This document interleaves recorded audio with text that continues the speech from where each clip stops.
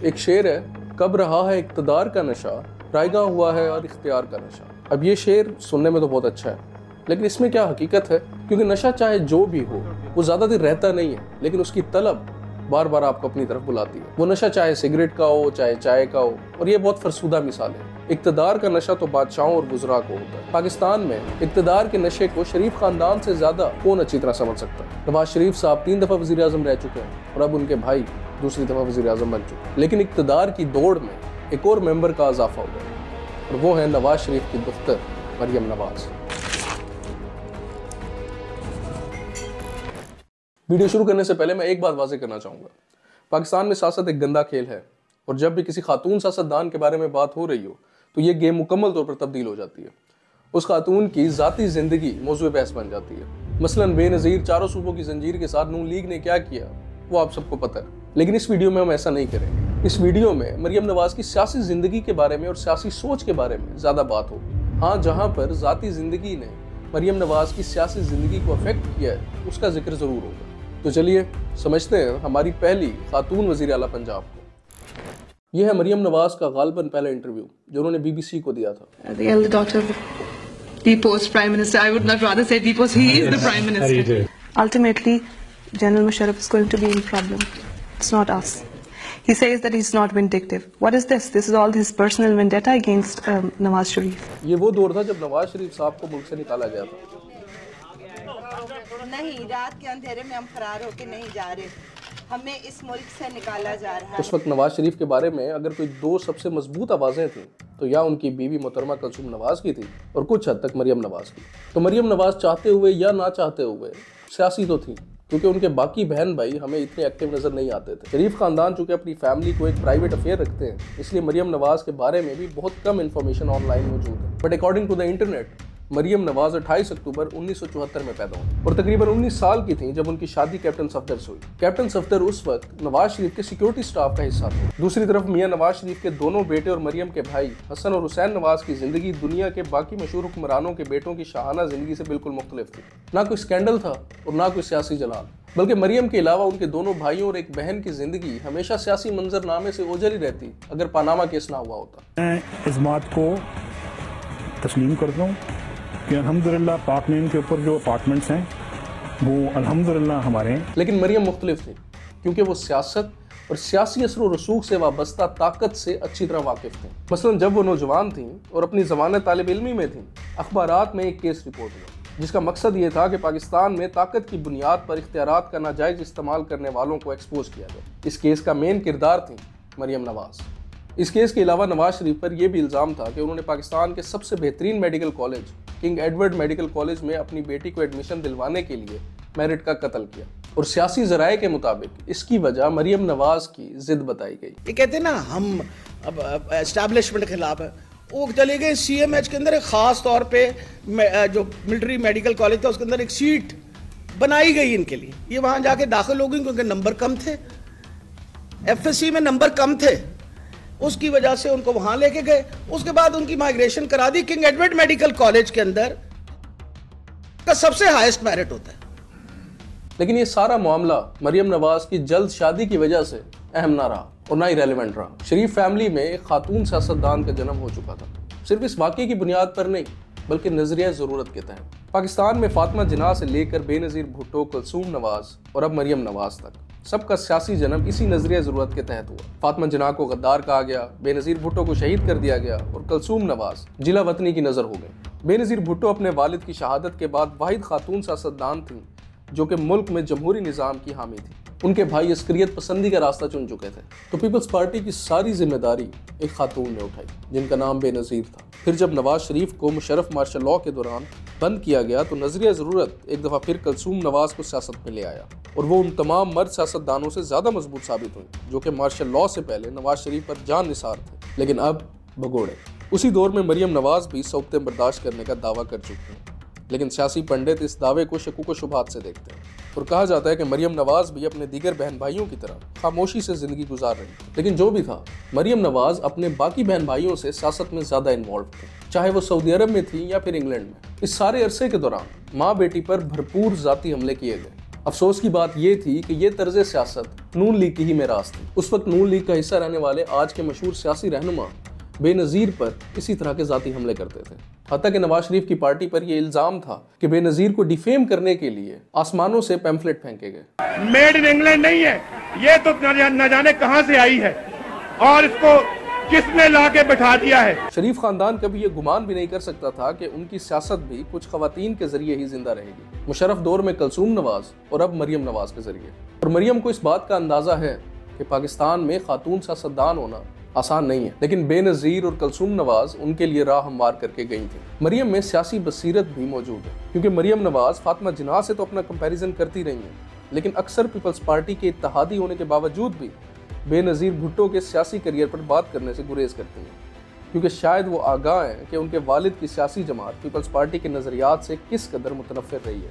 और दूसरी वजह यह है कि सियासी मुखालफों से मुतासिर होकर उनकी तारीफ करना अपने सियासी कद को छोटा कर सकता है। खैर, बेनज़ीर का मरियम से तो कोई मुकाबला नहीं है, और ये बात गैर जानिबदाराना तौर पर दुरुस्त है। और इसकी वजह वो हालात हैं जो कि बेनज़ीर के लिए पैदा कर दिए गए थे। ना सिर्फ सियासी बसीरत के एतबार से, बल्कि सियासी कुर्बानियों के एतबार से भी बेनज़ीर का दर्जा मरियम नवाज से कहीं ऊपर है। 2 भाइयों की मौत, वालिद को फांसी और हत्ता के खावंद की सियासी विक्टिमाइजेशन, जबकि दूसरी तरफ मरियम नवाज और उनका खानदान जो कि नवाज शरीफ साहब की सियासी स्ट्रगल के दौरान पर्दे के पीछे ही रहे। अगर सियासी विक्टिमाइजेशन का वाहिद वाकया याद किया जाए तो वो जलावतनी थी, जो कि शरीफ खानदान और खास तौर पर मरियम और उनके बहन भाइयों को मुशर्रफ दौर में सहना पड़ी। अगर आसिफ जरदारी और कैप्टन सफदर के सियासी किरदार का तकाबली जायजा दोनों खानदानों पर गुजरने वाली सौगतों की बुनियाद पर लिया जाए तो फिर भी कैप्टन सफदर एंड फैमिली को शिकस्त होगी। इसके अलावा कैप्टन सफदर कभी भी नून लीग में नवाज शरीफ के दामाद होने के बावजूद वो सियासी अहमियत हासिल ना कर पाए जो पाकिस्तान के दूसरे मोरूसी सियासत करने वाले खानदानों में दामाद को हासिल रही है। ज़्यादा से ज़्यादा कैप्टन सफदर मानसहरा में अपने आबाई इलाके से MNA बनने पर ही इत्तफा करते रहे। ऐसा क्यों है कोई नहीं जानता, लेकिन कैप्टन सफदर के अपने नज़रियात भी इसकी वजह हो सकते हैं, क्योंकि कई मौक़ों पर कैप्टन सफदर की हमदर्दियाँ राइट विंग इंतहा पसंद जमातों के साथ रही। फिर ऐसे आमले बदगोर गवर्नर को वो कत्ल करता है, खुद वो मुकाम पाता है जिसको मुमताज कादरी कहते हैं। उसके पीछे मुझे किसी ने कहा कि मुमताज कादरी का क्या होगा, मैंने कहा मुमताज जाने तो वो आज़म कादरी जाने। मैंने कहा जिसने भेजा था वो संभाल लेगा। कैप्टन सफदर स्क्रिप्ट से हटकर कभी कभी नून लीग मुखालिफ बयानात भी देते रहे हैं, लेकिन फिर कुछ दिनों बाद ही हक में बयानात देकर अपनी सियासी सिमत का इजहार कर देते हैं। मरियम नवाज खुद भी कैप्टन सफदर के इस रवैये पर अपनी राय का इजहार कर चुकी हैं। तहरीक लब्बैक की बात करिए आप, बाकियों की भी बात इसलिए लॉन्च किया गया, बाकियों की भी बात कर। आपके शौहर उनको सपोर्ट करते हैं, जाके उनके कॉन्सेप्ट को सपोर्ट करते हैं। मैं अपने शौहर के उसके लिए जवाबदेह नहीं हूँ, आप मुझसे मेरी बात करें। वो एक इंडिपेंडेंट पर्सन है, वो जो भी बात करते हैं वो ज़रूरी नहीं कि वो मेरी पॉइंट ऑफ व्यू हो या वो मेरी पॉलिटिक्स हो। नाउ हर मोरूसी सियासत करने वाले खानदान की तरह शरीफ खानदान में भी नवाज शरीफ जैसे कैरिज्मेटिक लीडर को रिप्लेस करने वाले या वाली की जरूरत थी। शहबाज शरीफ हमेशा छोटे भाई का किरदार अदा करते रहे हैं और सियासत में भी उनका किरदार सिर्फ इतना ही था। और भी कुछ जगहों पर वो बहुत अहम रहे हैं, मसलन इस्टेब्लिशमेंट के साथ अफाम व तफहीम, लेकिन he could never replace Nawaz Sharif. But Hamza Shahbaz was someone जिसकी तरफ नून लीग के वर्कर्स बहुत पुरुमीद होकर देखते थे। हमजा शहबाज को बिल्कुल नवाज शरीफ की तर्ज सियासत पर ट्रेन किया जाता रहा। जब पार्टी पर मुश्किलात आई तो हमजा शहबाज नून लीग को पाकिस्तान में किसी हद तक मुनज़्ज़म रखने में कामयाब रहे। पनामा फैसले के बाद जब इस्टेब्लिशमेंट फैसला कर चुकी थी कि नवाज तर्ज सियासत अब काबिल कबूल नहीं है, तो हमजा शहबाज ही थे जिन्होंने नून लीग को कम अज़ कम पंजाब में उसकी कम व बेश असल हालत में कायम रखा। वरना नून लीग का वही हाल होना था जो कि मुशर्रफ मार्शल लॉ के बाद हुआ था। जावेद हाशमी और कुछ लीगी रहनुमाओं को छोड़कर कोई नवाज शरीफ का नाम भी न लेता था। खैर, हमजा शहबाज जो कि पार्टी को संभाल रहे थे और पसे पर्दा नवाज शरीफ ब्रांड की तशहीर भी कर रहे थे, उन्हें यह अंदाजा तक नहीं था कि यही चीज उनके लिए नुकसानदेह साबित होगी, क्योंकि पाकिस्तान की सियासत में भूचाल आ चुका था और वो भूचाल लाया था ये आदमी।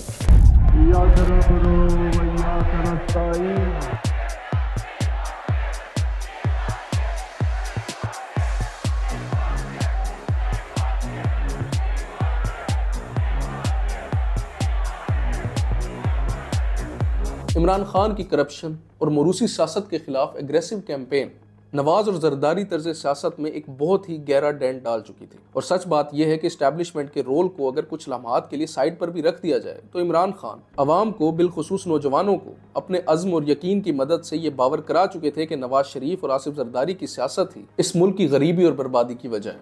उधर हमजा शहबाज जो बड़ी मुश्किल से नवाज शरीफ की जगह लेने की कोशिशें कर रहे थे, इस नैरेटिव को मात ना दे सके और मेरे ख्याल से ना ही उनमें इतनी सकत थी। क्योंकि जिस तरह पीपल्स पार्टी अब बिलावल को लॉन्च कर चुकी थी, नून लीग के अंदर से भी नई और फ्रेश लीडरशिप की आवाजें उठ रही थी। नवाज शरीफ जेल में थे, शहबाज शरीफ पर भी बेशुमार केसेस थे, हमजा शहबाज नून लीग को टूटने से बचा रहे थे और नून लीग के वर्कर्स और वोटर्स शरीफ खानदान की पॉलिटिकल विक्टिमाइजेशन से अच्छी तरह आगाह थे। सिर्फ एक ही आवाज थी जो कि इमरान खान और एस्टैब्लिशमेंट दोनों को चैलेंज कर रही थी, और वो आवाज थी मरियम नवाज की। जैसे मैंने आपको पहले बताया कि मुशर्रफ दौर के दौरान शरीफ खानदान इंग्लैंड और सऊदी अरब में मुकीम थे, तो मरियम नवाज का सियासी रोल तकरीबन ना होने के बराबर था। कैप्टन सफदर शाज़ो नादिर नजर आ जाते थे, लेकिन ही had no say in the internal matters of Sharif family. Nawaz Sharif, Shahbaz Sharif और हमजा शहबाज बेनज़ीर की वफात के बाद 2008 में सियासत में दोबारा एक्टिव हुए। उस वक्त भी मरियम नवाज का पाकिस्तानी सियासत में कोई किरदार नहीं था, लेकिन 2013 की इलेक्शन कैंपेन में इमरान खान की यूथ पॉलिटिक्स ने नून लीग में एक वैक्यूम पैदा कर दिया। इसी वैक्यूम को पुर करने के लिए मरियम नवाज को इंट्रोड्यूस करवाया गया। शुरू में मरियम नवाज सिर्फ समाजी बहबूद और ख़वातीन के हकूक़ से मुताल्लिक सेमिनार्स और इवेंट्स में शिरकत करने लगी, लेकिन फिर नवाज शरीफ ने 2013 के इलेक्शंस में तकरीबन सादा अक्सरियत ली, तो इमरान खान की यूथ पॉलिटिक्स को काउंटर करने के लिए मरियम नवाज को वज़ीर-ए-आज़म यूथ प्रोग्राम का चेयरपर्सन बना दिया गया। इस ओहदे का मरियम नवाज को फ़ायदे से ज़्यादा नुकसान हुआ, क्योंकि ये इमरान खान के शरीफ खानदान से मुताल्लिक मौरूसी सियासत के मौक़िफ़ की तायीद थी। फिर कुछ ऐसा हुआ कि जिसने नवाज शरीफ की सियासत को तो नुकसान पहुंचाया, लेकिन in the long run Maryam Nawaz की मज़ामती सियासत इस वाक़ये के बाद खुलकर सामने आई। यकीन करता हूँ कि अल्हम्दुलिल्लाह पाक लेन के ऊपर जो अपार्टमेंट्स हैं वो अल्हम्दुलिल्लाह हमारे हैं। मैं इस बात को तस्लीम करता हूँ कि उनको ऑफशोर कंपनीज नेस्कॉल लिमिटेड और नीलसन लिमिटेड जो है उनको ओन करती हैं, और मैं आपको ये भी अर्ज करता हूँ कि उनका बेनिफिशियल ओनर जो है वो ये खादिम है, और वो एक ट्रस्ट के तहत हैं, और उनको होल्ड कर रही है इस वक्त मरियम नवाज शरीफ, मेरी हमशीरा जो है।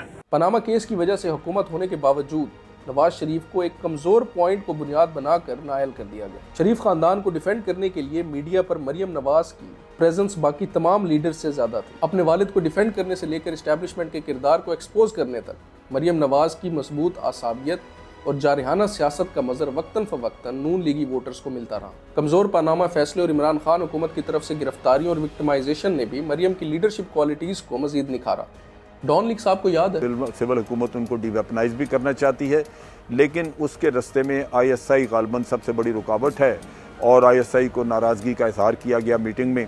इस वाक़ये के बाद परवेज रशीद उन सियासतदानों में शामिल थे जिन्हें इस सारे मामले का मलबा उठाना पड़ा, लेकिन डॉन लीग्स के बाद परवेज रशीद मरियम नवाज के साथ सियासी रैलियों और जलसे जुलूसों में अक्सर नजर आने लगे। अब ये बात याद रखें कि परवेज रशीद उन लोगों में शामिल है जो कि मुस्लिम लीग नून की एंटी एस्टैब्लिशमेंट साइड को रिप्रेजेंट करते हैं। सजाओं के बाद और बार बार निकाले जाने की वजह से नवाज शरीफ की सियासत भी अब प्रोग्रेसिव हो चुकी थी, और चौधरी निसार जैसे एस्टैब्लिशमेंट के करीब समझे जाने वाले लोग अब नवाज शरीफ से दूर हो चुके। इस सारे अरसे के दौरान वो लोग जो प्रो मरियम नवाज थे वो सामने आने लगे। ये सारे लोग कदरे नए चेहरे थे और नून लीग की तब्दील शुदा सियासत का भी वाज़ेह सबूत थे। नून लीग अब एस्टैब्लिशमेंट की जमात नहीं रही थी, या ये वो दावा था जो कि किया जा रहा था। लेकिन फिर एक और ट्विस्ट, इमरान खान वज़ीर-ए-आज़म नहीं रहे। मैं अपने ओहदे से इस्तीफा देता हूं। मुस्तफी होने का ऐलान कर रहे हैं। इमरान खान अब लाडले नहीं रहे थे। 9 अप्रैल को नो कॉन्फिडेंस मोशन के थ्रू इमरान खान वज़ीर-ए-आज़म ना रहे, और मुस्लिम लीग नून और PPP ने एक कोalition गवर्नमेंट बनाई जिसमें वज़ीर-ए-आज़म का मनसब शहबाज शरीफ को मिला। यह हुकूमत बनाना पीपल्स पार्टी और मुस्लिम लीग दोनों के लिए नुकसानदेह साबित हुआ। मुस्लिम लीग नून के अंदर ही कुछ इख्तलाफात की खबरें भी आईं, और मुस्लिम लीग नून के गुज़िश्ता वफादार रहनुमा और वर्कर्स नून लीग से दूर हो गए, मसलन शाहिद खाकान अब्बासी और मिफ्ता इस्माइल। या अब नहीं, मैंने इलेक्शन नहीं लड़ा, तो फिर मेरा ताल्लुक नहीं है। और ये दूरी सिर्फ रहनुमाओं तक महदूद नहीं थी। PDM की 16 माह हुकूमत ने इमरान खान की पॉपुलैरिटी को तो अवाम में बढ़ाया ही, लेकिन इस हुकूमत का सबसे बड़ा नुकसान अवाम में मुस्लिम लीग नून के नैरेटिव वोट को इज्जत दो को हुआ। नून लीग का वोटर अब अपनी लीडरशिप से मायूस हो चुका था, और पाकिस्तान के सियासी और सहाफती हलकों से नवाज शरीफ और उनकी पार्टी पर यह मुसलसल इल्जामात लग रहे थे कि उन्होंने कंप्रोमाइज़ कर लिया इक़्तिदार के लिए। अब इस दौर के दौरान अगर आप मरियम नवाज के बयानात को देखें तो आपको वाज़ेह होगा कि वो भी PDM तर्ज की हुकूमत लेने पर मुत्तफिक नहीं थी। मरियम नवाज को भी इस बात का अंदाज़ा था कि उनका वो जो नैरेटिव था कि वोट को इज्जत दो, PDM हुकूमत की वजह से उस नैरेटिव को बहुत ज़्यादा नुकसान पहुंचेगा। लेकिन अब पानी सर से गुजर चुका था। 9 मई के जो वाक़यात हुए थे उसके बाद इमरान खान को तो गिरफ्तार कर लिया गया और नून लीग को खुला मैदान दिया गया। नवाज शरीफ भी वतन वापस आ गए, और जिस लेवल प्लेइंग फील्ड की बात बार बार होती थी मरियम नवाज की तरफ से या बाकी नून लीग की लीडरशिप की तरफ से, वो भी उन्हें मिल गई। लेकिन 8 फरवरी को जो इलेक्शन हुए उसमें नून लीग उस तरह परफॉर्म नहीं कर पाई जिस तरह वो एक्सपेक्ट कर रहे थे। खैर, पंजाब में नून लीग ने इतनी सीटें हासिल कर ली कि मरियम नवाज पंजाब की पहली खातून वजीर आला बनी। लेकिन मरियम नवाज के वजीर आला पंजाब बनने के बाद उन पर सबसे बड़ी तनकीद ये होती है कि मरियम नवाज, जिन्हें नवाज शरीफ के बाद वजीर आज़म की सीट के लिए नून लीग का सबसे ज़्यादा स्ट्रॉन्ग कंटेंडर समझा जाता है, उनकी सियासत को इस ओहदे से कितना नुकसान होगा। क्योंकि वो मरियम नवाज जिन्हें नून लीग में मज़ाहमती सियासत करने की वजह से पजीराई मिली थी, जब उन पर यह इल्ज़ाम लगेगा कि उन्होंने इस्टेब्लिशमेंट के साथ हाथ मिलाया तो उनकी सियासत का मुस्तकबिल क्या होगा। खैर, ये तो अभी देखना बाकी है। लेकिन यहाँ पर एक बात समझना बहुत ज़रूरी है, जब भी अवाम किसी सियासी लीडर का एहतसाब करती है, उसके नज़रियात का या उसकी परफॉर्मेंस का, तो अवाम के स्टैंडर्ड्स बहुत कड़े होते हैं। अवाम सियासी लीडर्स को अपनी तरह नहीं समझती, उनकी नज़र में सियासी लीडर्स का दर्जा बहुत ऊपर होता है। इसी वजह से उनका एहतसाब भी कड़ा होता है। पाकिस्तान में ख़वातीन सियासतदान बहुत कम आई हैं, लेकिन जो भी ख़वातीन सियासतदान पाकिस्तान में आई हैं, उन्होंने एक लेगेसी छोड़ी और वो लेगेसी अल्हम्दुलिल्लाह जमहूरी रही है। लेकिन क्या मरियम नवाज के बारे में भी ये कहा जा सकता है? खैर, इसका फैसला तो उनकी परफॉर्मेंस करेगी। लेकिन एक बात तो वाज़ेह है कि मरियम नवाज या नून लीग एज अ होल, जिनके आज इस्टेब्लिशमेंट के साथ अच्छे ताल्लुकात हैं और माजी में अच्छे ताल्लुकात नहीं थे, मुस्तकबिल में भी ये हो सकता है कि उनके ताल्लुकात अच्छे ना रहें। लेकिन मरियम नवाज की तारीख और मरियम नवाज की मज़ाहमती सियासत ये जाहिर करती है कि Maryam Nawaz is here to stay. और मैंडेट चोरी का इल्ज़ाम जो नून लीग पर लगाया जाता है, इस दाग को धोने के लिए मरियम नवाज को बहुत ही अच्छा परफॉर्म करना होगा। और पंजाब की वजारत आला उनके लिए एक सुनहरी मौका है कि वो अपने ऊपर लगे हुए सारे दाग धो लें। अल्लाह हाफ़िज़।